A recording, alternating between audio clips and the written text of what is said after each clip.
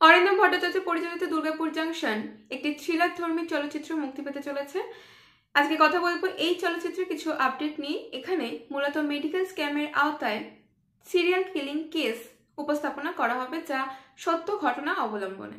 Caste হিসেবে দেখতে পাওয়া যাবে লিড চরিত্রে স্বস্তিকা মুখার্জি অ্যাজ জার্নালিস্ট উষসী এবং Bikram Chatterjee as police officer Soumya.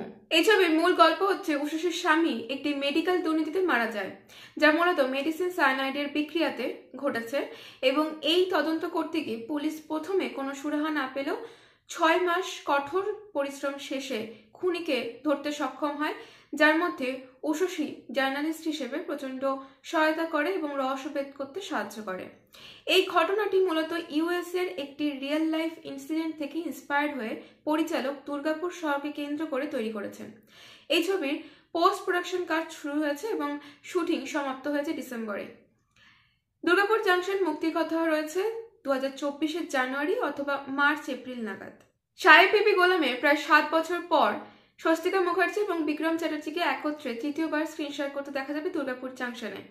এই ছবির পরিচালক অরিন্দম ভট্টাচার্যই এই ছবির রাইটার এবং প্রযোজনার দায়িত্বে রয়েছে ড্রিম লাইনার এন্টারটেইনমেন্ট। আজকের ভিডিওটি এই পর্যন্তই। ভিডিওটি ভালো লেগে থাকলে অবশ্যই লাইক এবং বন্ধুদের সাথে শেয়ার করতে ভুলবেন না। চ্যানেল নতুন হয়ে থাকলে সাবস্ক্রাইব করে রাখবেন। দেখা হচ্ছে পরবর্তী ভিডিওতে। অসংখ্য ধন্যবাদ। ভালো থাকুন।